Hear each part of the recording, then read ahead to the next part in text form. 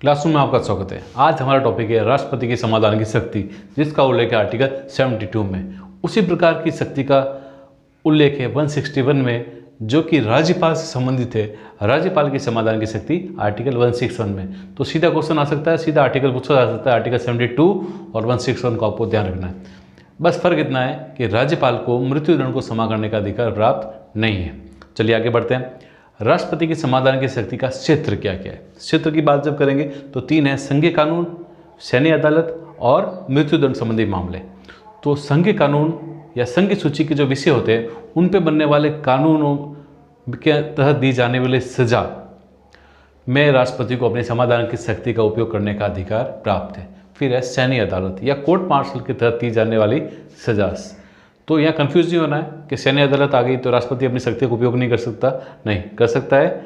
सैन्य अदालत संबंधी मामलों में दिए गए अपराध में भी राष्ट्रपति अपनी समाधान की शक्ति का उपयोग कर सकता है। फिर मृत्युदंड संबंधी मामलों में भी राष्ट्रपति अपनी शक्ति का उपयोग कर सकता है। मृत्युदंड को पूर्ण रूप से माफ कर सकता है या सजा को बदल सकता है। तो ये हो गया क्षेत्र। फिर हम बात करेंगे समाधान और न्यायपालिका। यहाँ जब हम न्यायपालिका बात कर रहे हैं तो हम बात कर रहे हैं सर्वोच्च न्यायालय की। सर्वोच्च न्यायालय एक अभिलेख न्यायालय होता है और सर्वोच्च न्यायालय द्वारा दिए जाने वाला कोई भी डिसीजन, कोई भी उस सर्वोच्च न्यायालय द्वारा कहा गया कोई स्टेटमेंट, वो एक कानून की तरह कार्य करता है। और 1986 में केहरी सिंह बनाम भारत सरकार बाद में सर्वोच्च न्यायालय ने कुछ डिसीजन दिए। तो वो जब भी समाधान की शक्ति की बात की जाती है तब इन बातों को ध्यान में रखा जाता है। वो कौन सी बातें?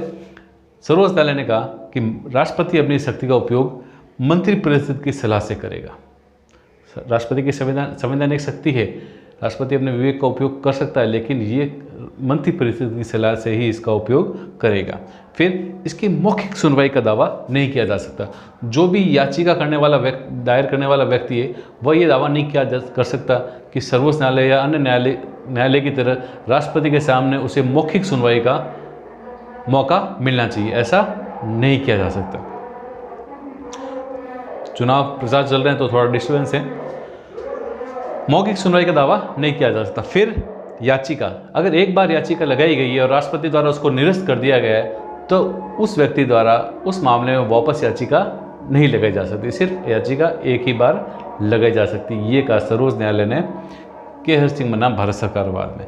फिर निर्णय न्यायपालिका से भिन्न हो सकता है। राष्ट्रपति का जो भी निर्णय होगा उस याचिका के विरुद्ध अगेंस्ट में, तो वह न्यायपालिका से भिन्न हो सकता है। ये सभी बातें की सर्वोच्च न्यायालय ने केहर सिंह बनाम भारत सरकार बाद 1986। उसके बाद अगर हम बात करें न्याय पुनरावलोकन, जुडिशियल रिव्यू, जब भी कार्यपालिका या व्यवस्थापिका कोई कार्य करती है, कोई कानून बनाती है, व्यवस्थापिका, विधायिका या कार्यपालिका कोई कार्य करती है, तो न्यायपालिका को देखने का अधिकार होता है कि वह कार्य या कानून गलत है या सही। तो इस संबंध में यानी समाधान के अधिकार के तहत सर्वोच्च न्यायालय को क्या अधिकार प्राप्त है, उसकी हम जब बात करेंगे तो हमारे सामने आता है कि मारूराम वाद में सर्वोच्च न्यायालय ने कहा कि राष्ट्रपति की समाधान की शक्ति का भी जुडिशियल रिव्यू या न्याय पुनरावलोकन किया जा सकता है यदि राष्ट्रपति द्वारा दिया गया निर्णय तर्कसंगत नहीं हो या भेदभाव से पूर्ण हो या उसमें भेदभाव किया गया है, तो उसका न्याय पुनरावलोकन किया जा सकता है। ऐसा डिसीजन कब दिया गया? ऐसा दिया गया मारूराम वाद में। चलिए इसके बाद आगे बढ़ते हैं। राष्ट्रपति की समाधान की शक्तियों को एक एक करके हम समझते हैं। तो सबसे पहले समाधान के तहत सजा को पूर्ण रूप से माफ़ कर दिया जाता है। यानी या तो मृत्युदंड है तो पूरी तरह से माफ़ कर दी गई, आजीवन कारावास है तो पूर्ण रूप से माफ़ कर दी गई। इसके तहत सजा जिस प्राप्त व्यक्ति जो है इस राष्ट्रपति द्वारा इस शक्ति का उपयोग करने के बाद में सजा से या जो अपराध है उससे पहले वाली अवस्था में पहुंच जाता है, यानी सजा पूर्ण रूप से माफ़ हो जाती है, वो अपराधी नहीं रहता। फिर लघुकरण के तहत सजा की प्रकृति को बदल दिया जाता है। प्रकृति को बदल दिया जाता है। जैसे मृत्युदंड की सजा है तो आजीवन कारावास में बदल दिया, या कठोर कारावास को सरल कारावास में बदल दिया, तो उसकी प्रकृति बदल दी जाती है।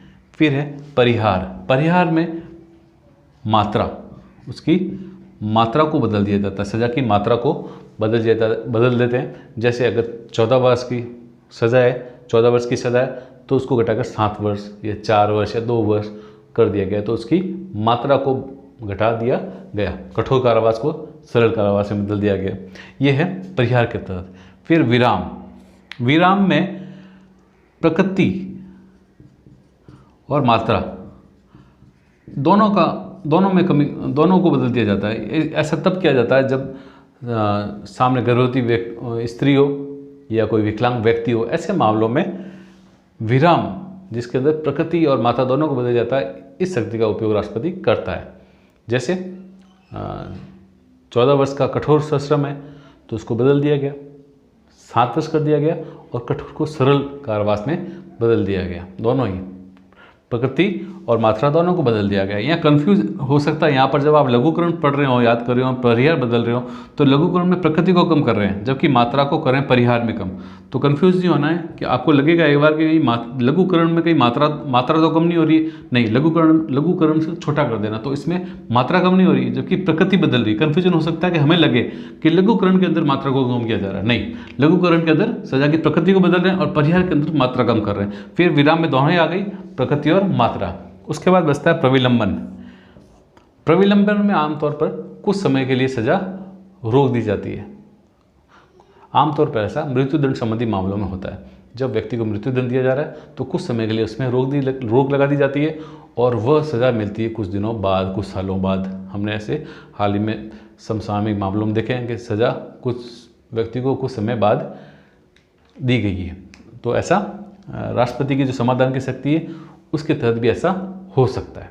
तो ये थी राष्ट्रपति की समाधान की शक्तियाँ, क्षेत्र और इसमें दिए गए इससे संबंध में दिए गए न्यायपालिका के निर्णय।